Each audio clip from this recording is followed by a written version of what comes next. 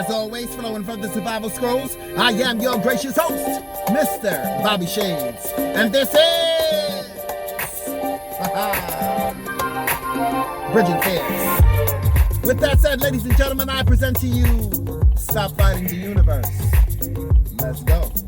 So family, this particular post is inspired by actor, producer, director, husband to Sally Richardson, power couple out in Hollywood.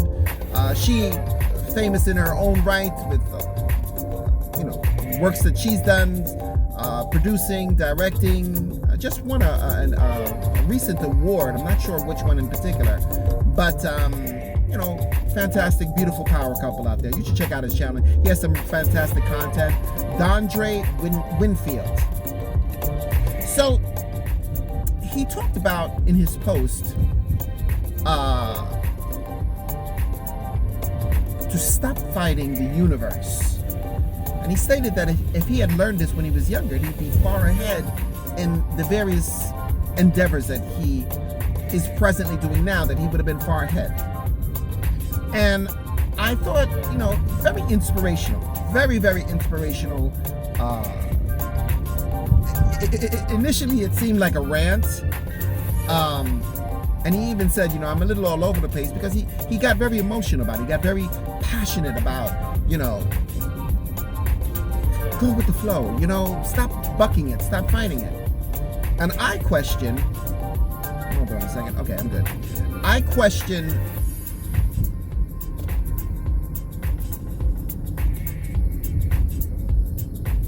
when do you buck the system? When do you stop fighting against the universe? And this was a tough one for me, because many a great men and women have made names and made strides and touched this world because they didn't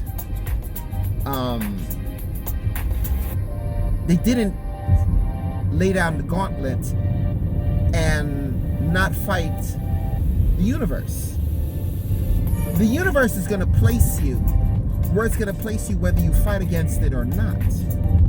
That's my humble opinion. I'm not here to challenge anyone with that. I'm here to have a discussion about it, yes indeed, but definitely not to challenge. I remember there was something in the Bible,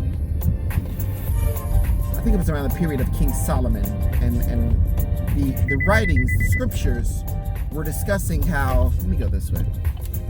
Let me definitely go this way. The writings, the scriptures were discussing how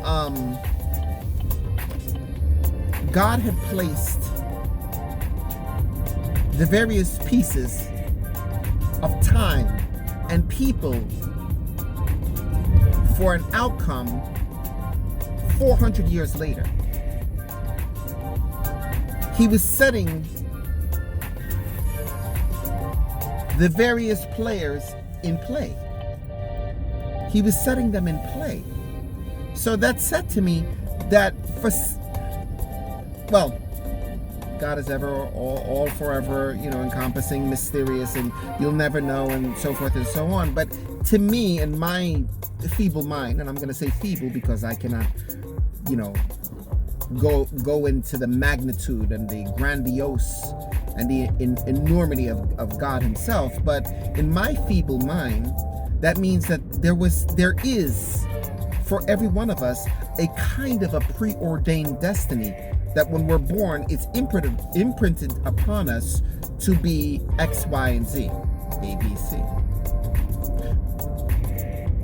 Jesus himself, biblically speaking, the three pharaohs, not pharaohs, the three, my goodness, forgive me, family, I can't remember, the three kingsmen that they came and they gave gold, myrrh, and what have you to Jesus when he was born. They knew that he was the coming of the Savior of the world.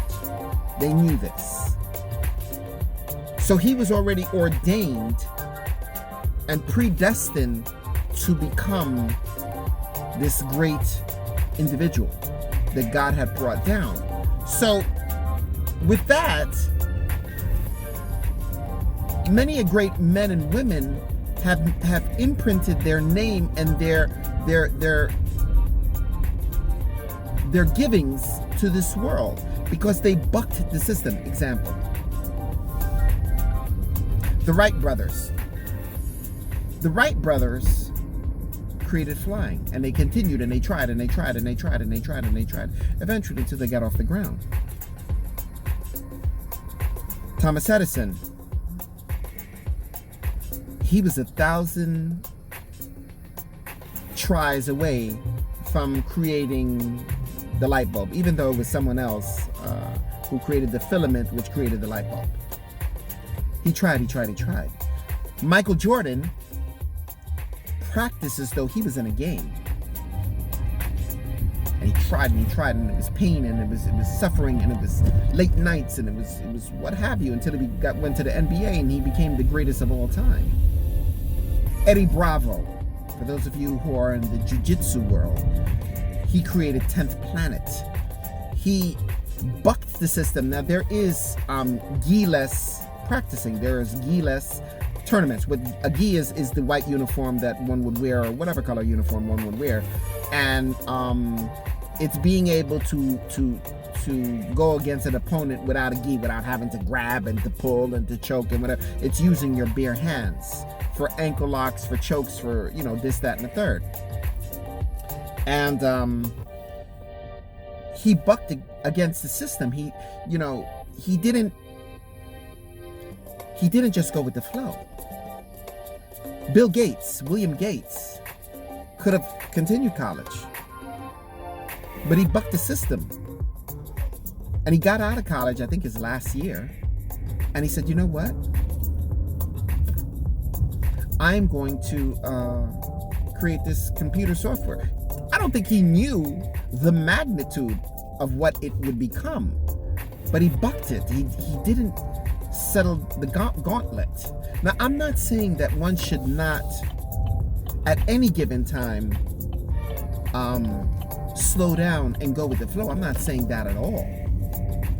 But I think there's a time and place to do that. Now, I'm constantly going. I'm constantly on the go, constantly moving, constantly, all the time. That my body, many times over, doesn't know to rest. That when it does, it crashes.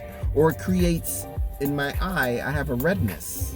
I think because I don't know fully if that's it, but I remember I went to the eye doctor not too long ago, and all he did was look at my eye and goes, you need some real sleep. And I'm not talking about the bags under your eyes or anything of that nature. Your pupils are inflamed. You need sleep. You really do need sleep. Go ahead in front of this bus. You're suffering from sleep deprivation, because I'm always on the go. My mind is always on the go. Go, go, go, go, go. It's very hard. I think, yes, the body should rest to recuperate. The body should recalibrate to recuperate. The body should be at its optimum level to be able to address the things that it wants to do. The body and the mind. Excuse me, forgive me. The body and the mind. But his discussion suggested just stop fighting the universe. But again, many great individuals. Harriet Tubman was against monstrous obstacles. She could have been killed if she was found. She could have just stayed a slave. And she was like, nah. And she was only she was a small, diminutive woman, but 4'11", 5 feet, 5'1", 5'2", a very small woman who carried a big ass gun and was like, no. And she was able to carry over 300 slaves. For those that do not know the history, it's called the Underground Railroad. Very famous.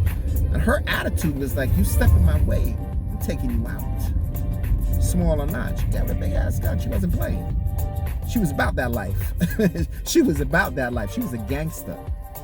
That's the true meaning of a gangster. With dogs and slave owners and individuals with disgusting thoughts and beliefs of harm and atrocities that were put upon slaves, and she bucked that system. So I beg to question, Mr. Winfield, when and where should one relax or go with the flow? Because I think it is based off of oh yeah, it's finishing. It is based off of a time and place, but not all the time. My humble opinion. That's all I have for you, family. This one, I really would like some feedback from anyone that that's interested. Please like, share, and subscribe. Clip your head on a swivel, because the streets are hot. And whatever you do today, family, make a statement. Make a statement. Make a statement that you'll be proud of. Even if it means to relax and go with the flow. And I'm not even trying to be facetious. Make a statement. One life. One life. Try to make the most of it. Anyway, again, please like, share, and subscribe. It does help the algorithm tremendously. Tremendously, family. It is not a joke. Please. I want the channel to grow. And thank you for riding with me. It's truly a pleasure. I am your gracious host, Mr. Bobby Shades, and this is Bridging Fears. My motto, my steed, my creed, my belief. Whatever you do, family, whatever you do, stay lovely, stay sexy, but most of all, family, for yourself and for others around you. And you know what? Help your fellow man. Give. Forward yourself to someone else, and hopefully they'll do the same. But most of all, family, to end this, stay safe. See you guys in the next, and the next, and the next.